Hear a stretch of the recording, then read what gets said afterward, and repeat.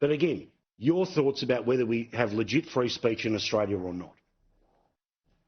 Look, free speech has certainly changed in the last few decades. I don't think anybody would disagree with that. However, freedom of speech only seems to apply to the left ideologies when it suits them.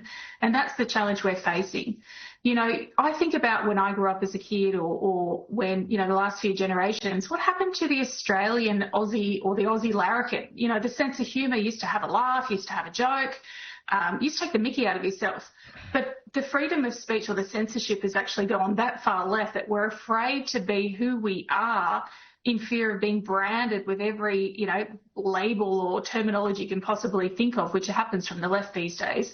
Or you're faced with potential going to the court and being discrimination or whatever else they can throw at you. So, yes, it has absolutely suppressed freedom of speech, but ideally or predominantly from the left.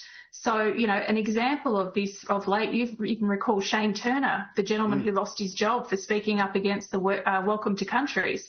Didn't like what he had to say, even though he was expressing his views and concerns, he lost his job. So, yes, socialism and communism is not freedom of speech.